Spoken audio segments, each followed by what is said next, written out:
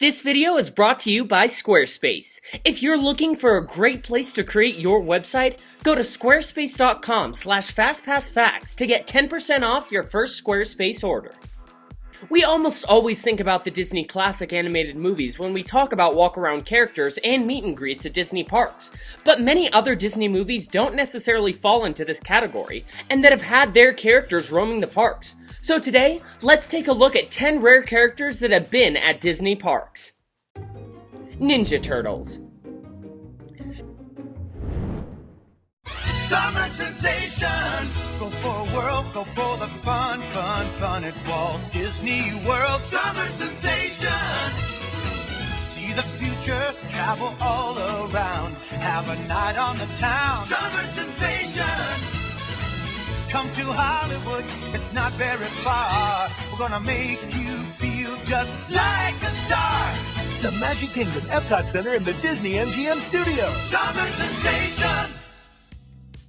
During the 1980s and 1990s, the Teenage Mutant Ninja Turtles were one of the most popular characters you can find. So of course, Disney wanted to have them in their parks. So they made a 5-year deal to be able to create a special show and meet and greet with the Turtles for guests in MGM Studios. The show opened in 1990, and it starred the Turtles and their friend April O'Neil. During the show, they would drive around the New York streets of the park on the Turtle Van. Then they would hop on stage where they would dance and show off some awesome ninja poses while April O'Neil performed the theme song from the show. Then each of the Turtles got introduced to the audience while Mikey ordered a pizza. Leonardo! Raphael! Donatello! And Michelangelo, are you ordering pizza again? April, get him off the phone. And now, let's hear it for April O'Neil with Mr. Party, Michelangelo. Come on down, you two, and see all your friends. After the show, they would also meet with guests and take pictures. They also appeared in Walt Disney's Very Merry Christmas Parade along with Alan Thicke, who would sing Santa Claus is Coming to Town. But as the contract was coming to an end, the Turtles' huge popularity was also, and with it, Disney's interest to renew it. So the Turtles made their last appearance at the Disney parks in 1995. But this was not the last time that people would be able to meet the Turtles. Nickelodeon bought the Teenage Mutant Ninja Turtles in 2009 and launched an all-new series in 2012. During this time, Nickelodeon had the Turtles as walk-around characters in their now-closed Nickelodeon Suite Resort in Orlando, Florida. Narnia. When Disney bought the Chronicles of Narnia to life, they opened an attraction dedicated to the film in MGM Studios.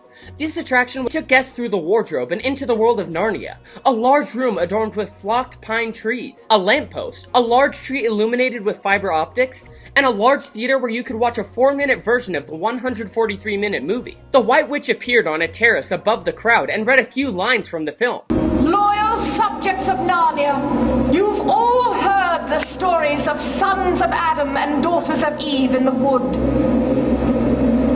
And you know what must be done should you ever find a human in my dominion. I ask for so little, and yet there are traitors amongst us. Then, as guests were exiting the attraction, they walked through a hallway filled with props and costumes from the original movie. This was not the only time that the White Witch appeared at Disney parks. She's appeared at Disneyland and Disney World. She also appeared at Disney's 12 Days of Christmas show that ran at the Disney's Newport Bay Club Hotel in Disneyland Paris. After the show, guests were able to meet her and take pictures.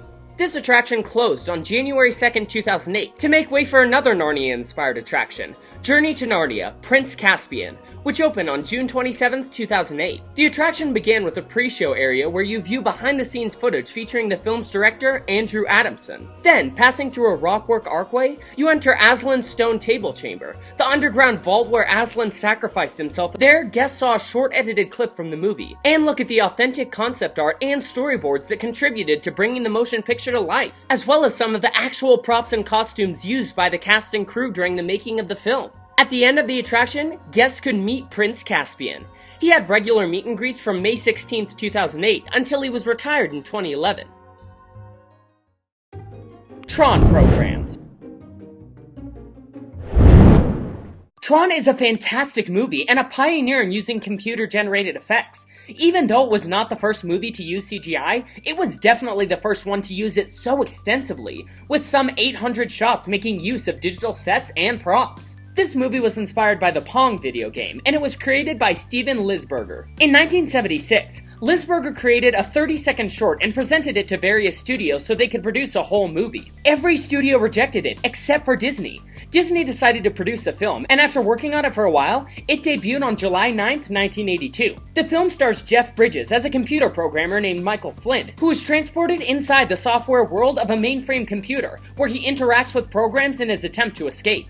Surprisingly, 20 years later, this film had a sequel, Tron Legacy.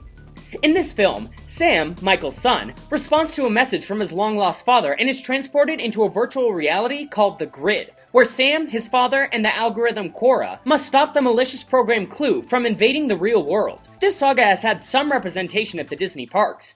In 1982, Tron was added to the People Mover. The franchise was also present at DCA with a night show called Electronica. The attraction featured music, dancing, beverages, and a recreation of Flynn's arcade from the Tron franchise. For a limited time, guests could also watch a sneak preview of the 2010 film Tron Legacy in the Muppet Vision 3D theater. And most recently, the Tron coaster that opened at Shanghai Disney, and the one opening at Walt Disney World. But even if the franchise had been represented at the parks, its characters have hardly ever made it out to meet guests. This year, at the 2019 DVC Moonlight Magic event at Epcot, the Tron programs were out, meeting guests and taking pictures with them. Hopefully, with the Tron coaster opening soon, we'll get to see more and more Tron characters out in the parks. Captain Barbossa. Jack Sparrow is without a doubt one of the most famous pirates in the world, and he has appeared lots of times at the Disney parks. Nowadays, he is still a common walk-around character who you can easily find. But sadly, that's not the case with the infamous Captain Barbossa. Captain Barbossa has been seen around the parks sometimes. He appeared in the amazing Boo to You parade, where he had an awesome float that combined Peter Pan with Pirates of the Caribbean. Even the music was a mix between A Pirate's Life, It's a Wonderful Life, and Yo Ho, A Pirate's Life for Me.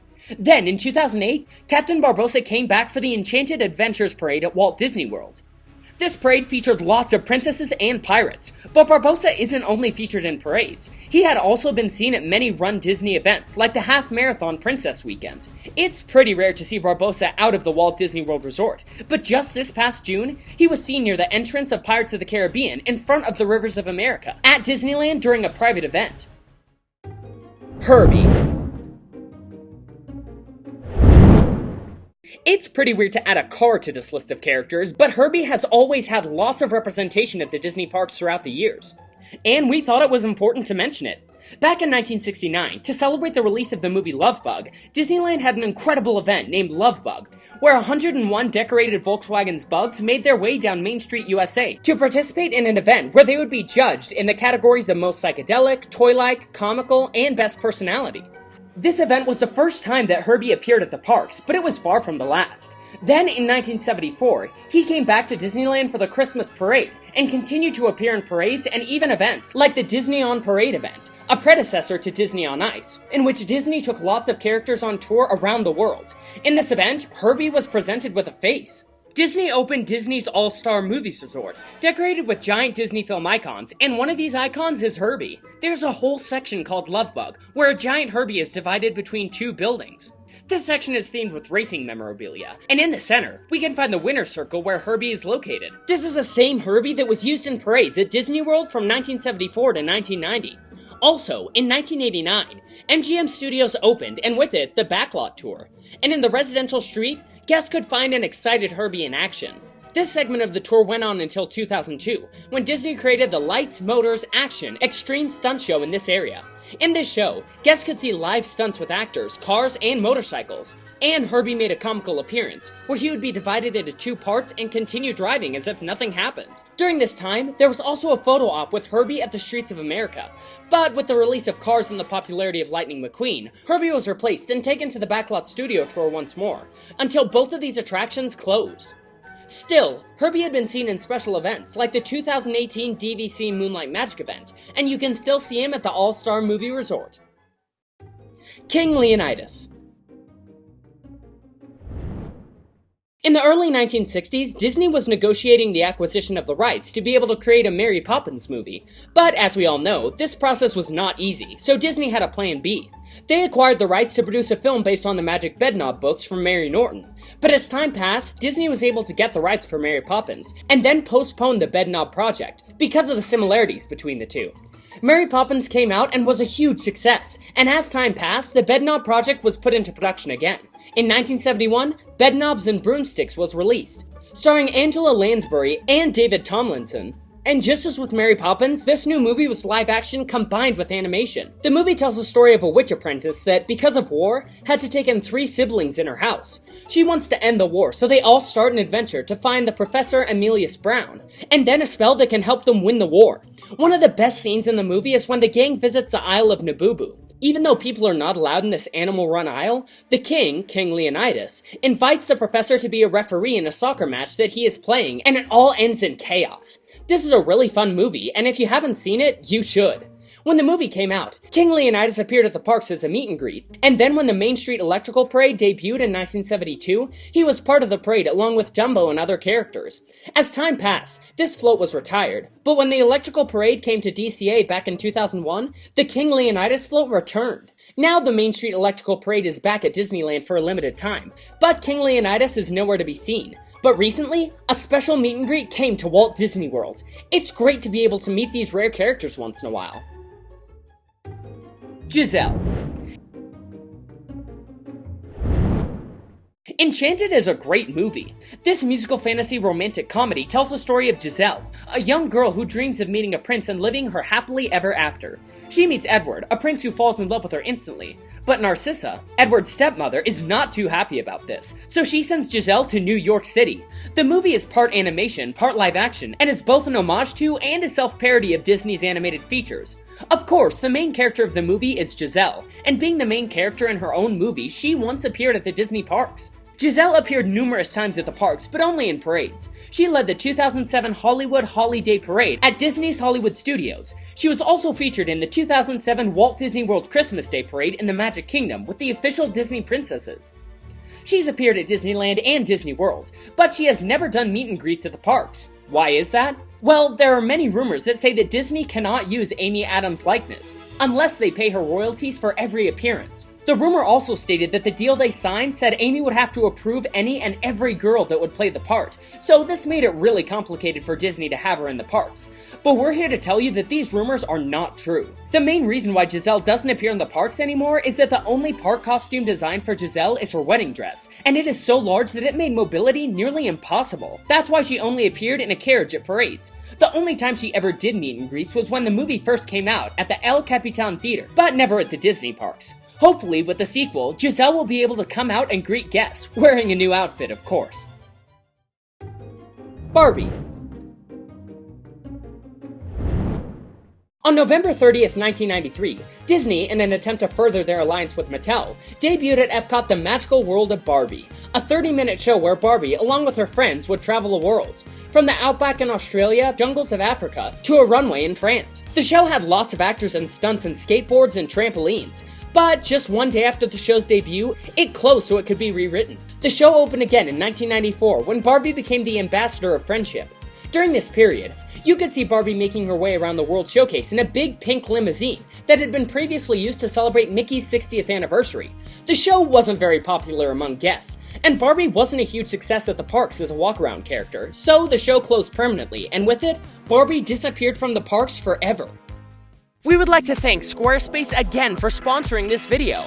If you haven't used Squarespace yet, we suggest you go ahead and check it out. They have an amazing, easy-to-use platform where you can create the perfect website for your specific needs using any of the great templates they offer. It's super easy to use.